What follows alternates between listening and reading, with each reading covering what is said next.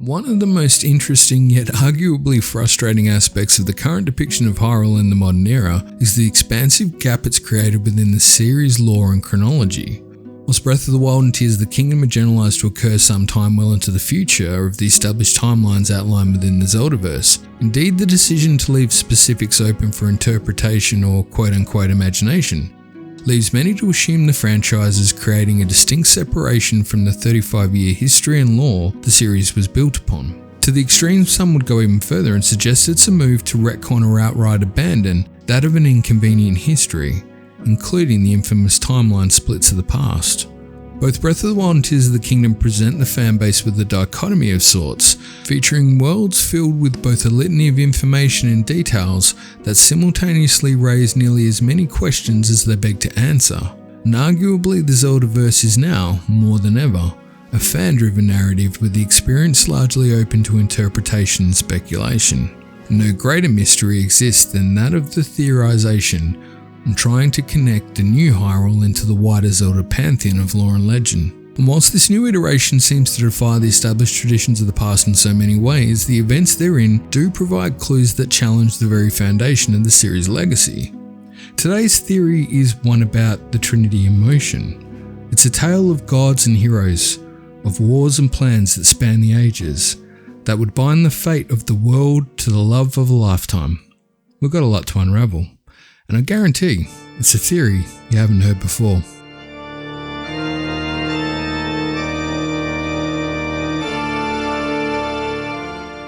The Trinity represents the key tropes in Zelda, whether it be the Golden Goddesses down to the key players recurring throughout legend, or as shown in Tears of the Kingdom, characterised by Ganondorf, Zelda and Link.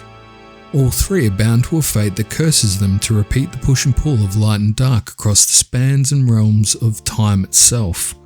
The cycle of hatred, coined to be Demise's curse, begins in Skyward Sword, whereby the goddess Hylia enacts a dual-pronged strategy in a last-ditch effort in her war against the Demon King Demise. In this origin story, we learn how this plan involved the creation of fire, the very spirit that would reside within the Master Sword who would act to guide the hero Link, along with Hylia's decision to forego her divinity and become immortal, reincarnating as the Princess Zelda herself and establishing the bloodline of the goddess now synonymous with the royal family of Hyrule. But what if Hylia's plans contained a secret third act, one that was actually displayed in Skyward Sword yet never explicitly detailed? You see, here in Zelda's explanation of her plans to Link, she specifically makes reference to how the goddess created fire and the great blade she's a part of for specific reasons. And as time would come to demonstrate, those reasons seem ever more far-reaching than just the battle against Demise alone. What if, built into fire and thereby the Master Sword, Hylia established a binding curse of sorts herself, a powerful failsafe that would prevent Hyrule's destruction in times of great need? In times of a calamity, or when Hyrule would face an upheaval capable of tipping the balance of light and dark beyond salvation, this plan would be one that could activate the spirit within the sword, with powers purpose-built to unite both the spirits of the goddess and the hero across one world to another, whether adrift in time or across the embers of twilight. Indeed, their fate would be forever bound to rally the forces of light against the impending darkness. It's a curse forged not only in the plans of Hylia and Fire's creation, but indeed the very wish made on the Triforce towards the end of Skyward Sword's storyline, one that actively cursed the reincarnation of both her and Link to be eternally bound to the fate of Hyrule. Think of it like a mirror image of Demise's curse, but more like Hylia's curse on Demise. If Demise had conquered time, this plan would be one that would act to manipulate the very flow of time and space itself, enabling life to tip the balance back between light and darkness forevermore.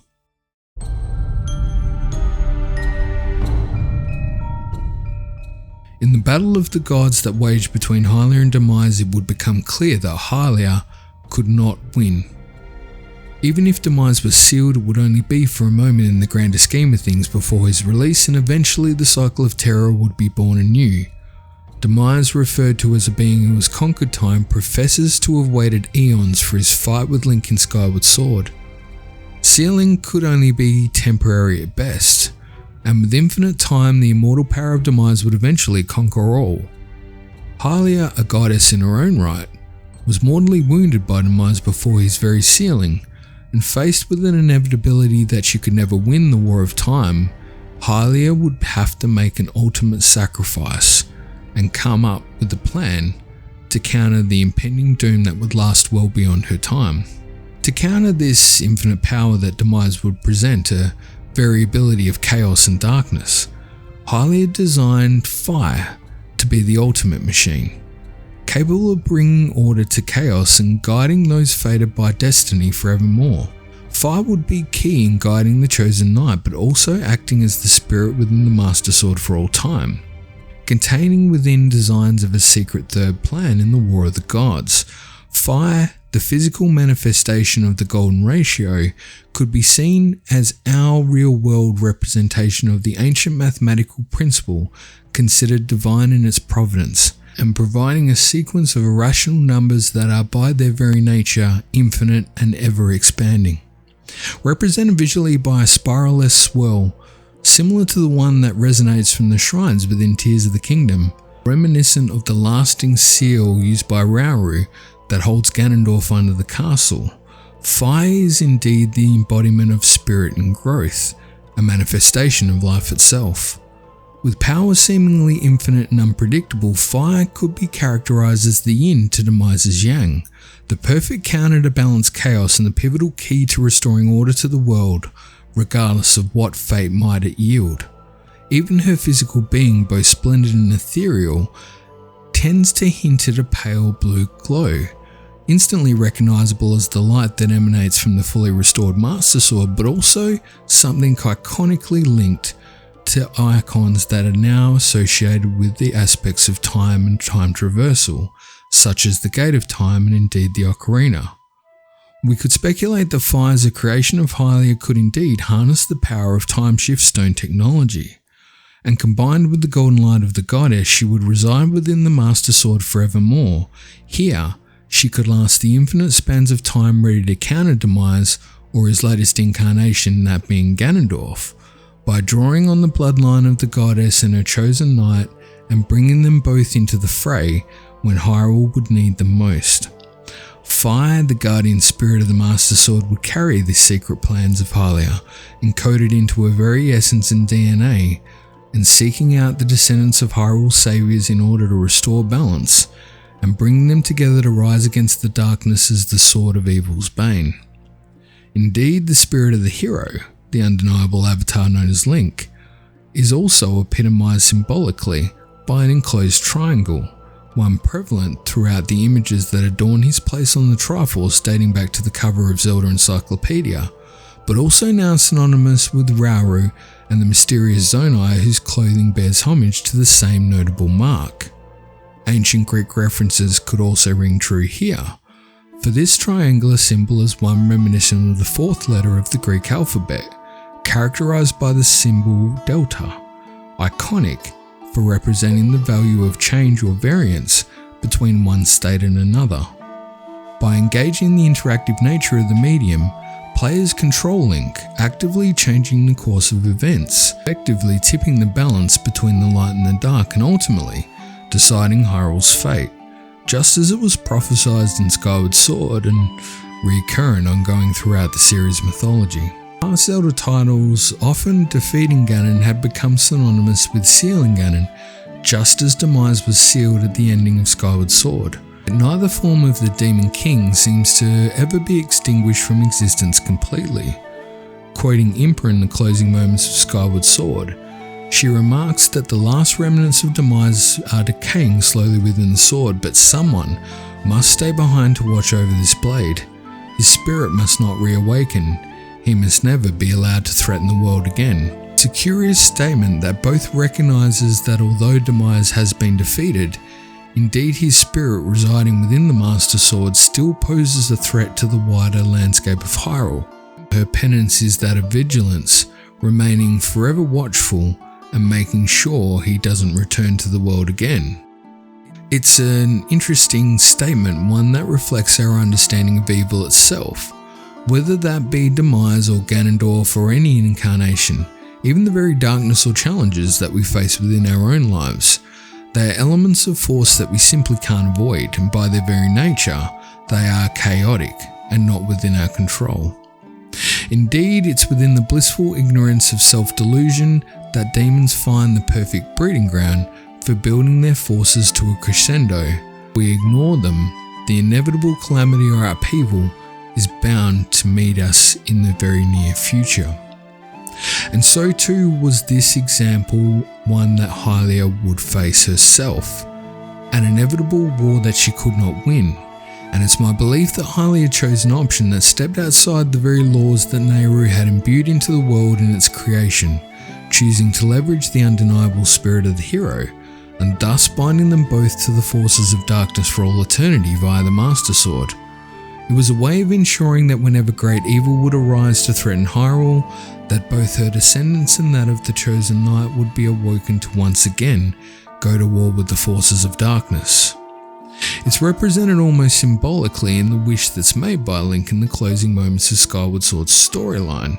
The very act of the wish resulting in the goddess Hylia's statue literally falling from the heavens, such as one could be seen to fall from grace, enacting a curse that would forever bind her mortal form and the spirit of the hero with the very evil they'd set out to conquer just before, knowing deep down that such a wish could never truly hold sway against a force born outside the very creation of Hyrule itself. In my own research, I've found that demise and indeed the character of Ganondorf can be best likened to a mysterious figure that exists within Japanese mythology. It's a character of Mikaboshi, described as an entity formed of pure darkness existing deep within the chasms of space, and one that has existed since time immemorial itself.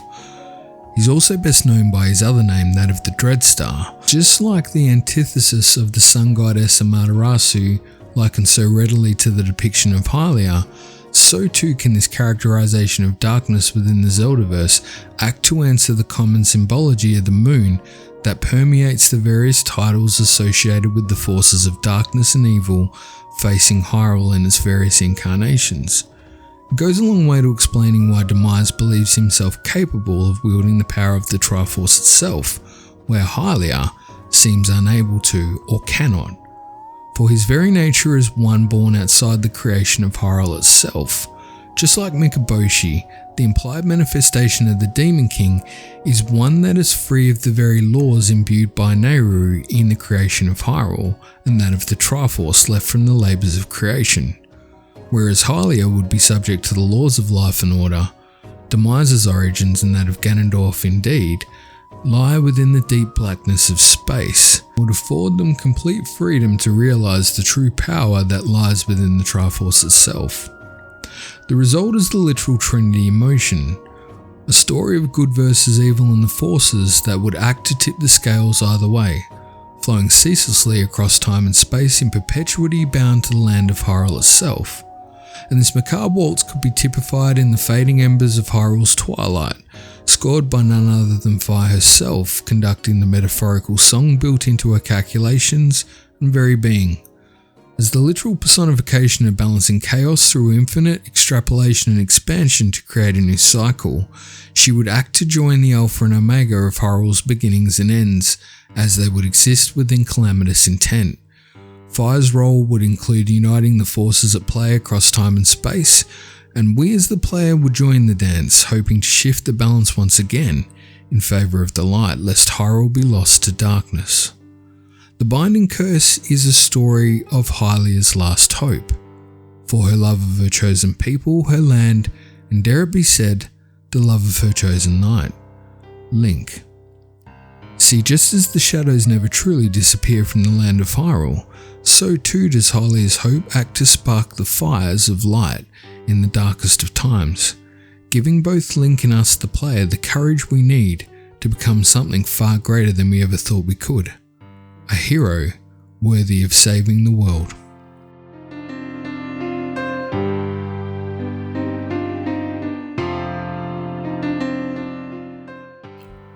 And In the last video I detailed how fire reached out to Zelda and Link in a defining moment. It crossed two distinct cutscenes and enabled the Master Sword to be sent from Link in the present to Zelda in the distant past. This trigger had a domino effect, starting with the Light Dragon breaching the Sky Barrier and bringing on the eventual restoration of the Master Sword to fight the ultimate evil, eventuating in triumph over the Dark Destiny, imposing an upheaval across the wider expanse of Hyrule, seen from the very skies to the depths and chasms below.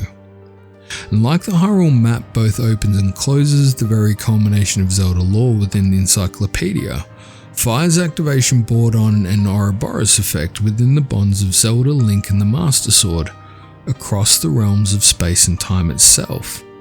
But Tears of the Kingdom isn't the first time this has occurred. Skyward Sword's aha moment is when players realise Zelda was already sealed in the Amber Crystal prior to a revelation of being Hylia's incarnation.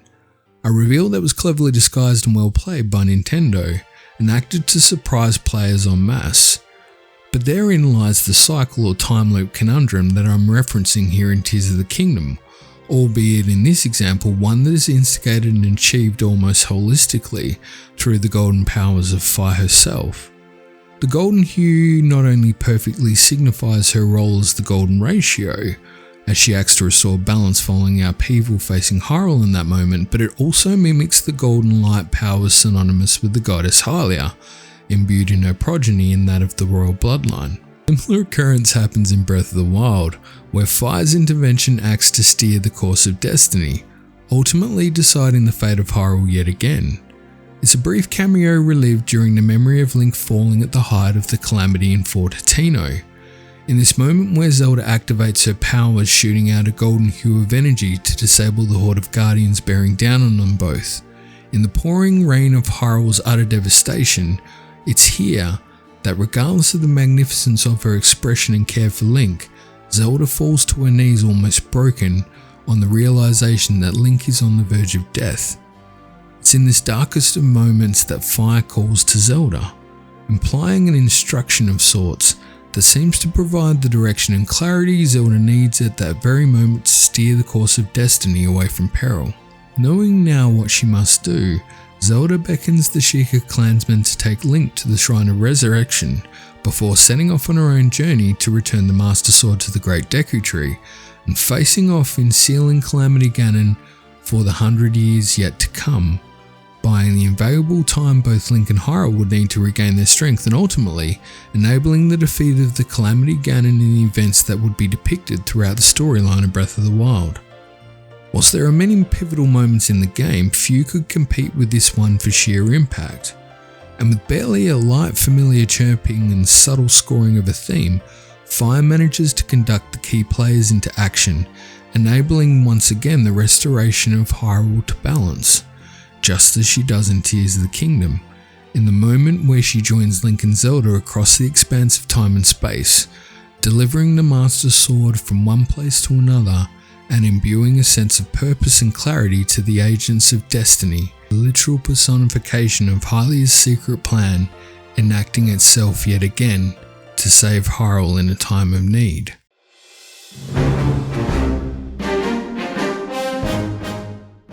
I'm aware that claiming Fire is an active part of Hylia's ongoing plan, and her decision to be the progenitor of the series' cyclical nature is a lofty claim of sorts, but it starts to make more sense when we consider the inescapable nature of the timeless threat facing Hyrule and demise, and the last hopes of a goddess tasked with protecting both Hyrule and the immense power enshrined within the Triforce both left in her care.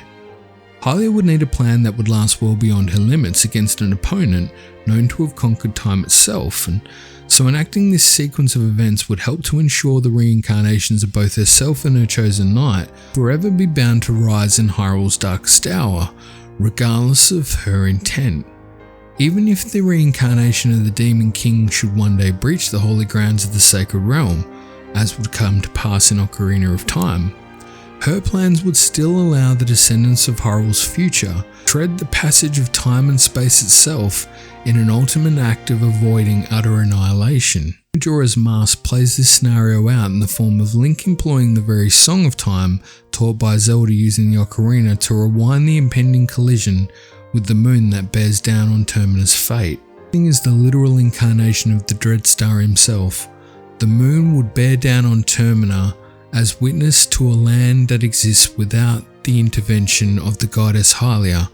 With no Zelda, only her tools, that of the ocarina and the song taught to the hero, could stand in defiance of the impending collision, annihilation bearing down of the Termina moon. Mars may have conquered time in order to bring the darkness.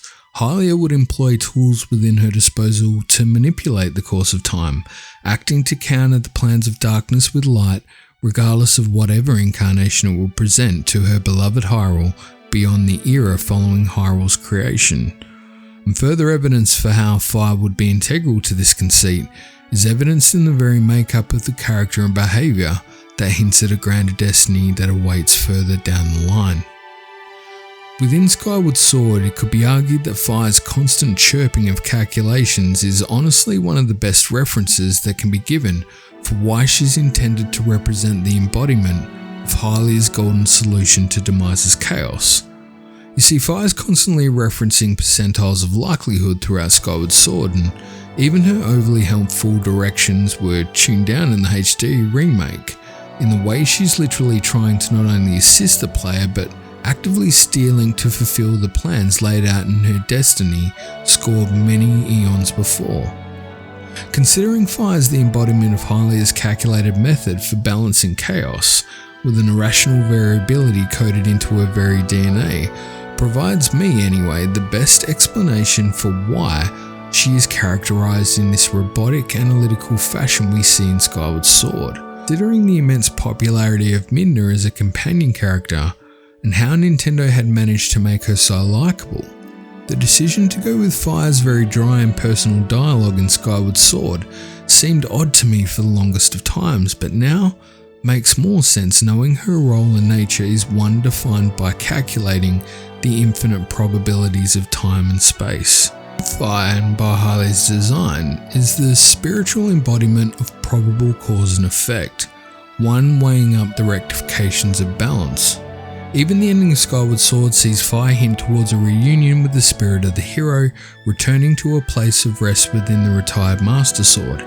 She hints at a union bound in the very act of forging the blade itself, one that bound the spirit of the Master Sword with that of the hero, and the power sworn to seal the darkness.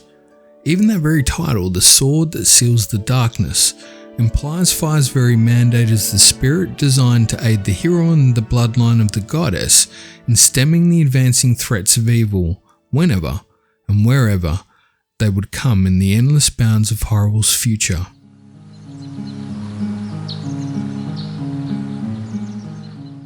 But just as Fire can be considered infinite, irrational, and always calculating new variables to counter the chaos presented by the forces of darkness, the definition of the golden ratio can too be applied to the aspects of Zelda lore that help to explain the confusing contradictions that plague the narrative holistically, albeit within the scope of a fictional setting.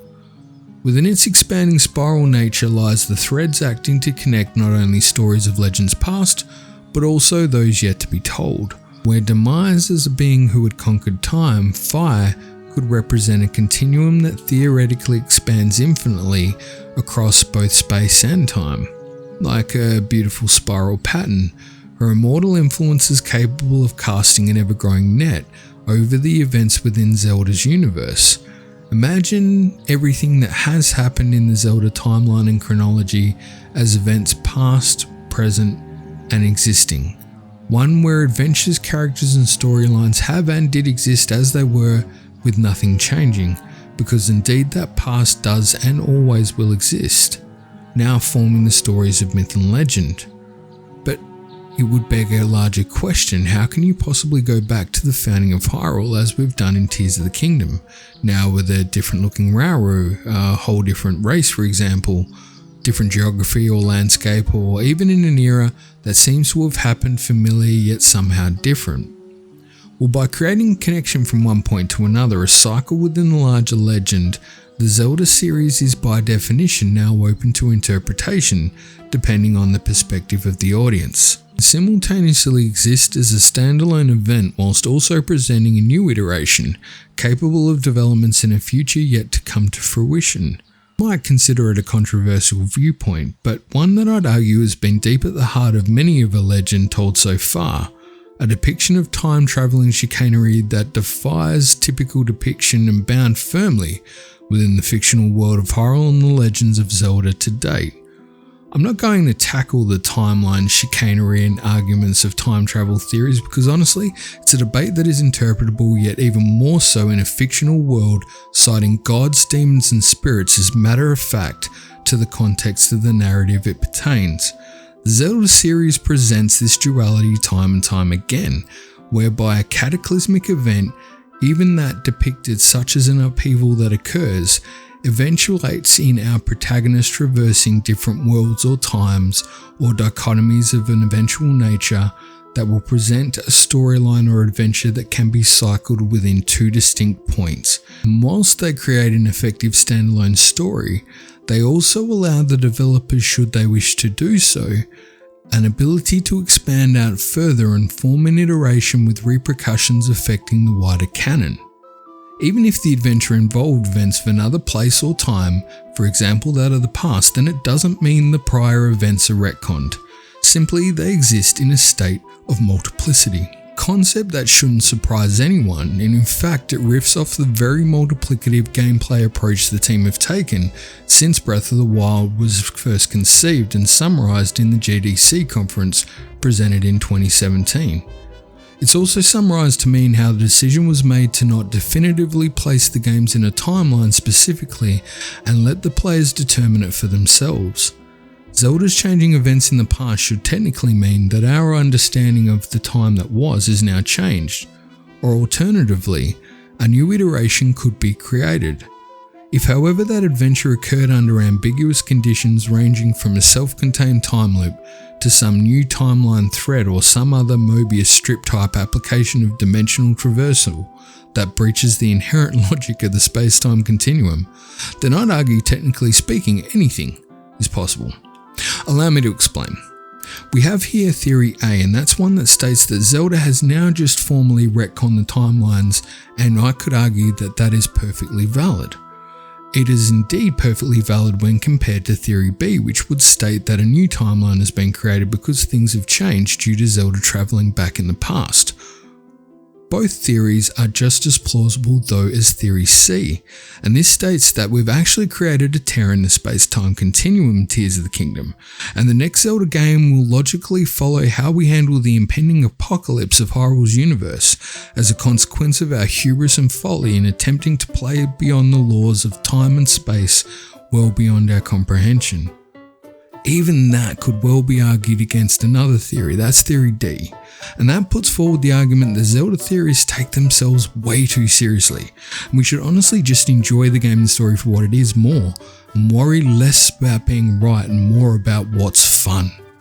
Either way, I think we can all agree that any one of those theories is indeed plausible, unless either confirmed or denied by Nintendo themselves, and I don't suspect that will happen anytime soon. One thing I think we can all agree on though is that none of us are really open to theory F, the one that states that the Philips CDI games are now canon and should be welcomed and embraced into serious lore discussions forevermore. See, we can all agree on something. The final point though here is one that reiterates that fire representing an expanding and infinite irrational balancing act could indeed balance Demise's technicalities in how she would act to counter a being who can wait literal eons to return and try to take over the world in any other form or incarnation of darkness or evil that will present to Hyrule in a new adventure. This was literally the case in Skyward Sword, and it repeated itself in Tears of the Kingdom, but what was notable here, and at the heart of the series, the distinct difference. You see, in Skyward Sword, the alpha moment was a stage where Hylia was still at deity level. She existed in that iteration and capable of powers that existed within the goddess bloodline, but Here in Tears of the Kingdom, no such influence exists to the best of our knowledge, and indeed, general absence of the Triforce in any state we typically associate it with lends credence to fire being critical to any possible recovery from Tears of the Kingdom's upheaval event. It could be argued without her intervention, it simply would mean that Hyrule would have indeed been lost this time. And if we take that view on things, it makes it more interesting to consider how this plays into some of the unanswered questions we still have, and other observations we can make in-game. For example, the way the Gloom or Malice instinctively leaps from Ganon on his awakening in the opening cutscene to attack the sword directly takes on a new appeal, if you consider it as not simply an attack on the sword aimed to seal the darkness, but more so, an inevitability of a golden ratio designed to bind Link and Zelda across space and time in events that would unfold in the game, allowing Hyrule to salvage a victory from what would surely be its greatest threat to date, and begs the question on a larger scale, what could happen if the sword was lost completely? Pathetically speaking, and in the spirit of the subject matter, is how it represents a continuation of the series, factoring new possibilities and the opportunity to revisit existing moments in time without changing the past, and delivering the nostalgia hit us old folks really live for. It could mean the next big bad is an iteration of Demise or Ganondorf. Even an old enemy along the lines of Vardy or Malladus could return. Imagine though, being able to visit a moment in time that you've always wanted to. I present the opportunity to revisit Ocarina. Seriously, imagine it now. Going back to revisit the world of Ocarina of Time, albeit an updated version with the graphics and mechanics on par with Tears of the Kingdom. The world of Twilight Princess perhaps, or indeed that we see within Wind Waker or other games that you can only imagine. In this new iteration, things could play out differently. I'd argue the realities of conceiving future adventures, ones that allow us to experience both fresh adventures as well as revisiting events in the past in glorious new ways, whilst retaining the respect of the established lore built over the generations of the Zelda fandom, is worth braving a new frontier in Zelda canon.